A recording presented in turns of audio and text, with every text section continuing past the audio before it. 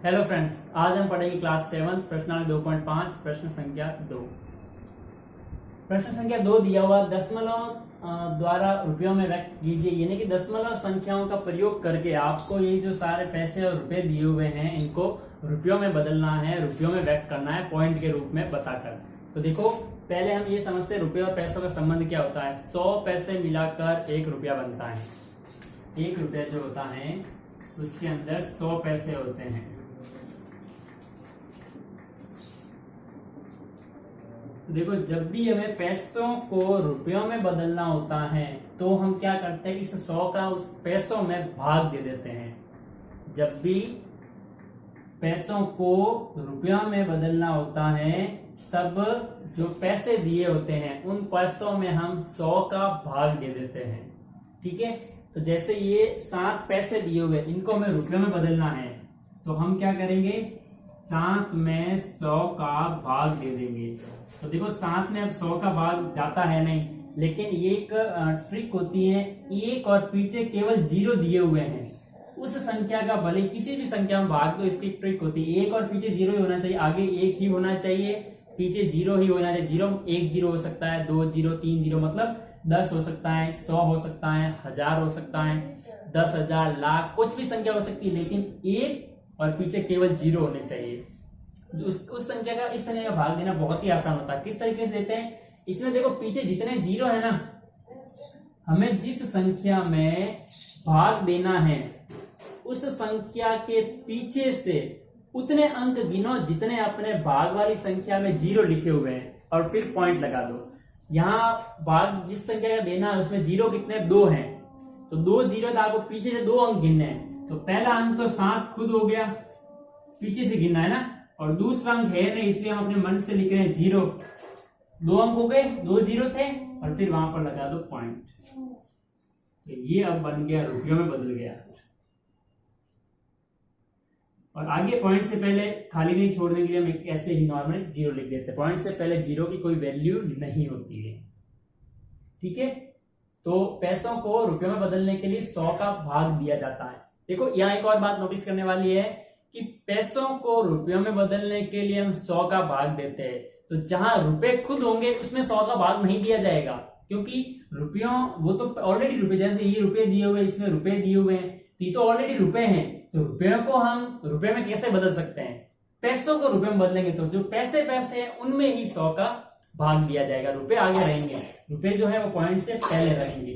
ठीक है, तो अब जैसे ऐसा कैसे, दूसरा सवाल है, दूसरे में देखो 7 ऑलरेडी रुपए ही हैं, इसमें हम कुछ नहीं करेंगे।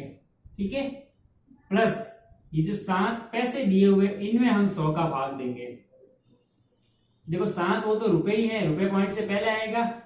ठीक है, और यहाँ 7 पैसे हैं, पैसे में 100 का भाग देंगे। 1 और 2 अंक गिनने, देखो वो रुपए अलग है, वहां पर आपको जैसे यहाँ पीछे 2 अंक गिनने हैं, 2 अंकों में ये 7 और ये 7 दोनों नहीं गिने जाएंगे, पैसों का ही गिनना आपको। तो 2 0 है तो 1 और दूसरा हम लगा देंगे 0।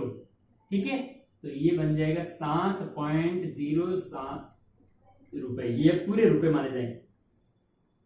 इसने क्या कहा था कि रुपयों को दशमलव के फॉर्मेट में लिखना है, तो ये पहले पैसे बोले जा रहे थे, जैसे ही हमने पैसों में 100 का भाग दिया तो रुपए में बदल गए। अब रुपए भले ही 1 भी नहीं बन रहा है या 2 बन रहे हैं, उससे कोई फर्क नहीं पड़ता है। ठीक है, तो यहाँ 7 ऑलरेडी रुपए थे, पैसे थे केवल 7, तो 7/100 हो गया। 7/100, 7 में 100 का भाग दिया, 0.7 आया, तो 0.07 आया, और ये आगे वाला 7 ऐसा कैसा, ये जो रुपए है वो पूरा अंक गिना जाएगा, तो पॉइंट से पहले आएगा। तो 7 रुपए और 0.7 पैसे, यानी कि पूरा माने तो 7.07 रुपए। ठीक है, अगला, इसमें भी देखो 77 रुपए दिए हुए हैं, इनमें हम कोई चेंज नहीं करेंगे, प्लस 77 जो है उनमें हम 100 का भाग देंगे। तो 77 में या 2 0 1 और 2, इस 77 से पहले ही पॉइंट आ जाएगा। 77 देखो 1 2 अंक और पॉइंट, तो ये हो गए 77.77 रुपए। 77.77 रुपए, यानी कि 77 रुपए और 7 पैसे या 77 पैसे। पॉइंट के बाद वैसे अंकों को अलग अलग ही बोला जाता है, लेकिन हम सही से समझने के लिए उसको 77 बोल सकते हैं। फिर यहाँ पर 50 पैसे हैं, तो ये पैसे में ही है, रुपए है नहीं इसमें, बट्टा में लिख देंगे 100। कितने अंक है, 1 2, पीछे से 2 अंक गिनने हैं, पहला दूसरा और लगा देना आपको पॉइंट, आगे लग जाएगा 0। अब इनको हम रुपए मान ले, क्यों, क्योंकि 100 का भाग हमने रुपए में बदलने के लिए ही दिया है, तो 100 का भाग दे दिया है, तब वो रुपए माने जाएंगे, अब उनको पैसे नहीं बोला जाएगा। हाँ भली रुपए कितने माने जाएंगे, 0.50 रुपए, 0.50 रुपए, यानी कि अठन्नी जिसे बोलते हैं वो मानेंगे। 50 पैसे में अठन्नी होती है, आधा हिस्सा होता है रुपए का, ठीक है। फिर यहां दिया हुआ है 235, ये भी पैसे दिए हुए हैं, बट्टा में आ जाएगा 100।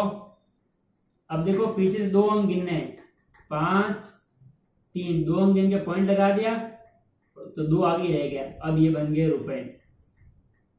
तो रुपए कितने हो गए, 2 रुपए और 35 पैसे, या 2.35, 2 रुपए 35 पैसे सामने दिख रहा है। देखो 100 पैसों से 1 रुपया बन जाता है, अपने पास 235 पैसे हैं, तो 200 से 2 रुपए बन गए, और पीछे रहे 35, वो पैसे के पैसे ही अभी तक, तो 2 रुपए 0.35 पैसे जो होंगे वो पॉइंट के बाद में लिखे जाएंगे, ये बात आपको ध्यान रखना है, ठीक है। तो ये था प्रश्न संख्या 2। यदि आपको मेरा वीडियो पसंद आया तो इसे लाइक और शेयर करें, और मेरे यूट्यूब चैनल को सब्सक्राइब करके बेल आइकन को जरूर दबाएं, ताकि नए वीडियो आप तक समय पर पहुंचे।